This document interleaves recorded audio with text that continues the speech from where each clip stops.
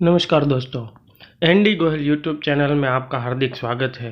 तो दोस्तों, आज हम कक्षा 6 सत्र 1 इकाई 7 बूझो तो जाने के अभ्यास एवं स्वाध्याय के प्रश्नोत्तर के बारे में जानकारी प्राप्त करेंगे और उनका लेखन करने का प्रयत्न करेंगे। तो दोस्तों, अगर अभी तक आपने इस चैनल को सब्सक्राइब नहीं किया है या फिर इस चैनल पर आप पहली बार हैं तो तुरंत इस चैनल को सब्सक्राइब कीजिए, वीडियो को ज़्यादा से ज़्यादा लाइक कीजिए, शेयर कीजिए और कमेंट करना तो बिल्कुल ही ना भूलें।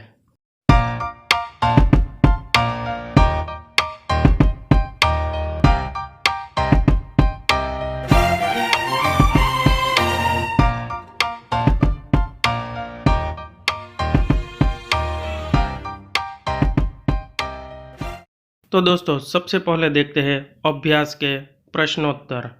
मुख्य प्रश्न 1, वाक्यों में कुछ फल और सब्जियों के नाम हैं, उन्हें ढूंढकर उदाहरण के अनुसार लिखिए। तो दोस्तों, यहाँ पर हम देखते हैं कि यहाँ पर हमें कुछ वाक्य दिए गए हैं जिनमें फल या सब्जी का नाम छुपा हुआ है, तो हम उसे ढूंढते हैं। तो सबसे पहला है इधर आ मत जा, तो उसमें आम जो कि फल का नाम है वह छिपा हुआ है। इधर आ मत, आ और मत में से म उसके ऊपर से बना है आम। दूसरा वाक्य है अंदर आ लू लग जाएगी, तो उसमें आलू छुपा हुआ है। तीसरा है जयपाल कल आया था, तो उसमें पालक शब्द छुपा हुआ है। उसके बाद है संतराम आ गया, तो उसके अंदर संतरा जो कि एक फल का नाम है वह छुपा हुआ है। उसके बाद है शैलजा मुनमुन से मिली, जिसमें जामुन शब्द छुपा हुआ है। और अंत में फैला हुआ काम अब सिमट रहा है, तो उसमें मटर जो कि एक सब्जी है उसका नाम छुपा हुआ है। प्रश्न 2, चित्र पहेलियाँ ध्यान से देखो और बताओ यहाँ कौन कौन से प्राणी पक्षी चित्रित है।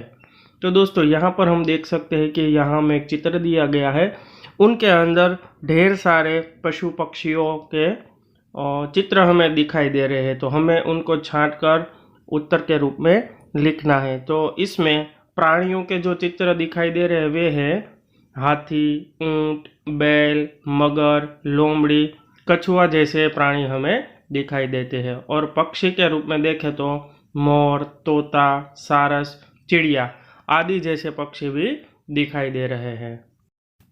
मुख्य प्रश्न 3, निम्नलिखित शब्दों का वाक्य में प्रयोग कीजिए। तो यहाँ पर हमें एक उदाहरण दिया गया जिसमें पर्वत शब्द के ऊपर से वाक्य बना है जो कि है हिमालय ऊंचा पर्वत है। अब अन्य शब्दों के ऊपर से वाक्यों को देखते हैं। तो सबसे पहले पेड़, तो उसका वाक्य है पेड़ हमें फल देते हैं। उसके बाद नदी, गंगा पवित्र नदी है। आम, आम का स्वाद मीठा होता है। हाथ, खाने से पहले हाथ धोने चाहिए। मकान, यह मकान बहुत सुंदर है। खिलौना, यह खिलौना किसका है। तो आप अन्य और शब्दों को भी इस प्रकार वाक्य के रूप में लिख सकते हैं। मुख्य प्रश्न 4, 8 अंतर बताओ, जल्दी दिखाओ अपनी अक्लमंदी। दोस्तों, यहाँ पर हमें 2 चित्र दिए गए हैं। वे चित्र बाहर से ऊपरी तौर पर देखें तो हमें समान दिखते हैं, लेकिन अगर हम इन चित्रों को बारीकी से देखें तो दोनों में कुछ न कुछ अंतर हमें दिखाई देते हैं। तो यहाँ हमने 8 या 8 से ज़्यादा जो दोनों में अंतर है वे ढूंढने की कोशिश की है। आप इसे देखिए और इसमें अगर आपको कई और अंतर दिखे तो वे भी आप बता सकते हैं। मुख्य प्रश्न 5, पढ़कर कोष्ठक में उचित शब्द लिखिए। तो दोस्तों, यहाँ पर हमें 4 अलग अलग कोष्ठक दिए गए हैं जिनमें पहले में 1 बक्सा है, दूसरे में 2, तीसरे में 3 और चौथे में 4। और उनके सामने कुछ वाक्य या शब्द दिए गए हैं, उनके आधार पर हमें उन बक्से को भरना है। पहला है किसी को जाने के लिए कहना, तो उसका अर्थ होता है अगर हम किसी को जाने के लिए कहें तो वह शब्द क्या है, तो वह होता है जा। दूसरा है जीवन या प्राण, तो उसके लिए हम शब्द उपयोग में लाते हैं जान। उसके बाद तीसरा है राजा जनक की पुत्री, तो जानकी। और अंत में पशु, प्राणी या जीवधारी, तो उसे हम जानवर भी कहते हैं। मुख्य प्रश्न 6, नीचे दी गई वर्ग पहेली में से सार्थक शब्द ढूंढकर लिखिए। तो यहाँ पर हमें ये सभी शब्द जो उत्तर के रूप में दिए गए वे सभी शब्द हम इनमें से ढूंढकर लिख सकते हैं, जैसे कि मधु, मामा, बादल, सरल, सावन, तीर्थ, नदी, दल, वन और अंत में मद। ये सभी शब्द इस वर्ग पहेली में दिए गए हैं। दोस्तों, अब देखते हैं स्वाध्याय के प्रश्नोत्तर। मुख्य प्रश्न 1, वर्ग पहेली भरिए। इसके लिए आप शब्दकोश का भी उपयोग कर सकते हैं। तो दोस्तों, यहाँ पर आपके पाठ्य पुस्तक में इस प्रकार की वर्ग पहेली दी गई है और उसके साथ साथ कुछ वाक्यांश या शब्द भी दिए हैं जिनके आधार पर हमें इनके जवाब भरने हैं। तो यहाँ हमने उन सभी के जवाबों को लिख दिया है। आप इसे अपनी कॉपी में लिख सकते हैं। मुख्य प्रश्न 2, उचित स्थान पर विराम चिन्ह लगाइए। दोस्तों, यहाँ पर हमें अलग अलग प्रकार के विराम चिन्ह दिए गए हैं, जैसे उद्धरण चिन्ह या आश्चर्यजनक चिन्ह, पूर्ण विराम, अल्प विराम, प्रश्नार्थ, उसके बाद है विसर्ग और अंत में हमें दोहरा अवतरण चिन्ह दिया गया है। तो उनको ध्यान में रखकर हमें जो वाक्य पाठ्य पुस्तक में दिए गए हैं उनका कहाँ कहाँ प्रयोग कर सकते हैं। तो आइए उत्तर देखते हैं। आप क्या खाएंगे, जो कि एक प्रश्न वाक्य है, तो उसके पीछे हमने प्रश्नार्थ लगाया है। दूसरा है, माँ ने पूछा, नन्ही बेटी तुम कहाँ रह गई थी, तो उसमें अल्प विराम, दोहरा अवतरण और प्रश्नार्थ का उपयोग किया गया है। छी, कितना गंदा पानी है, तो इसमें हमने उद्धरण चिन्ह का उपयोग किया है। उसके बाद है, मेरी पुस्तक का नाम रामायण है, तो जिसमें हमने इकहरा अवतरण का उपयोग किया गया और अंत में पूर्ण विराम। उसके बाद है, वाह कितनी अच्छी किताब है, तो उसके अंदर हमने उद्धरण अर्थात आश्चर्यजनक चिन्ह का भी प्रयोग किया है। मुख्य प्रश्न 3, समान तुक वाले शब्द बनाइए और लिखिए। तो यहाँ पर हमें उदाहरण दिया गया है खाना, तो उसके लिए समान तुक वाले अर्थात एक जैसे उच्चरित होने वाले शब्द है खाना। तो भाना, गाना, नाना, दाना आदि जैसे शब्द हम इन्हें तुकांत या तुक वाले शब्द कह सकते हैं। उस प्रकार हमें नंदन, डाल और माली जैसे शब्दों के तुक वाले शब्द लिखने हैं। तो नंदन के शब्द हम लिख सकते हैं वंदन, चंदन, क्रंदन और भंजन। उसके बाद डाल, जिसके लिए खाल, भाल, माल और लाल जैसे शब्द लिख सकते हैं। अंत में माली, तो उसके सामने खाली, प्याली, गाली, काली आदि जैसे शब्दों को आप तुक वाले शब्दों के रूप में लिख सकते हैं। मुख्य प्रश्न 4, आपके घर में या आसपास कोई ना कोई पेड़ होगा, उसके बारे में कुछ वाक्य लिखिए।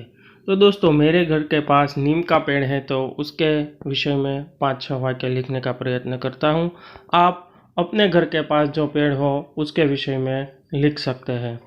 मेरे घर के सामने नीम का पेड़ है, उसकी जड़ें जमीन में गहराई तक गई हुई है, उसका तना मोटा है, उसकी डालियाँ चारों ओर खूब फैली हुई है, उन पर अनेक पक्षियों के घोंसले हैं। नीम के चारों ओर पक्का चबूतरा बना हुआ है, चबूतरे पर आते जाते लोग बैठते हैं। नीम की छाया में बच्चे खेलते हैं।